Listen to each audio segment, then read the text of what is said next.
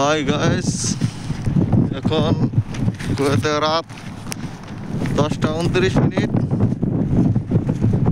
এটা হলো আরদিয়া, দেখতেই পাচ্ছেন প্রচন্ড ধুলা উঠতেছে। আজ সন্ধ্যা থেকেই মাগরিব আজানের পর থেকে প্রচন্ড ধুলা। তো এই ধুলার মাঝে কেউ বাহির হয় না।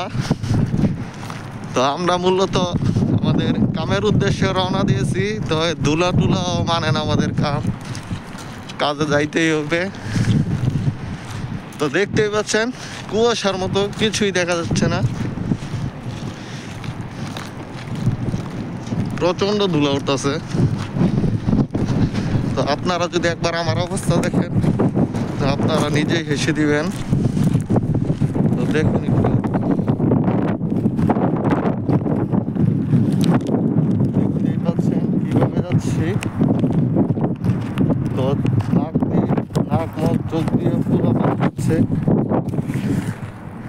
এই কারণে আর কি এই অবস্থা।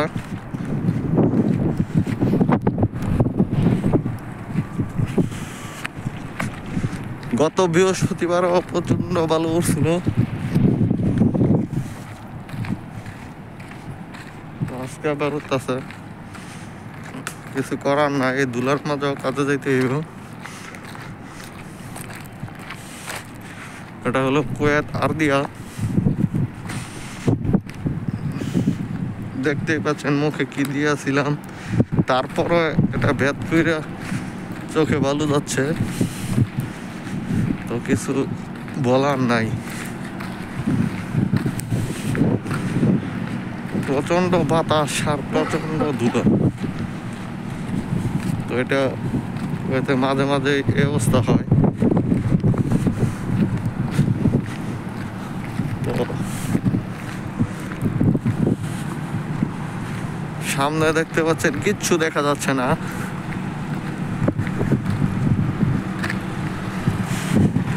আমার ভিডিওটি যদি ভালো লেগে থাকে তো লাইক কমেন্ট শেয়ার সাবস্ক্রাইব করে দিবেন এবং নিত্য নতুন ভিডিও পাওয়ার জন্য বেল আইকনটি বাজিয়ে রাখবেন।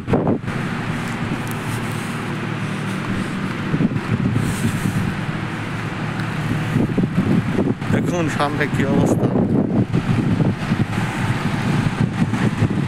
কিছুই দেখা যাচ্ছে না।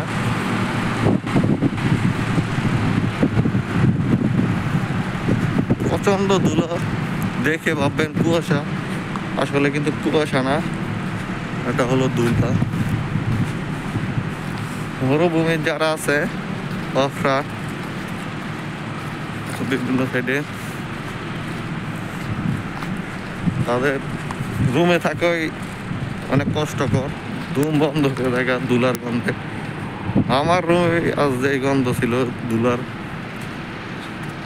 ঘুমানোই প্রায় মুশকিল। যারা বনভূমি থাকে পুরা অন্ধকার, কুয়াশার মতো, এখান থেকে সামনে 1 ফিটের মতন কিছু দেখতে পারবেন না। আর এটা তো স্মৃতি এলাকা, এইখানে দেখেই বুঝতে পারছেন কি অবস্থা। তো কুয়েত মরুভূমির মধ্যে কি অবস্থা হবে একবার ভাবুন। তো সবাই ভালো থাকবেন, সুস্থ থাকবেন, ধন্যবাদ।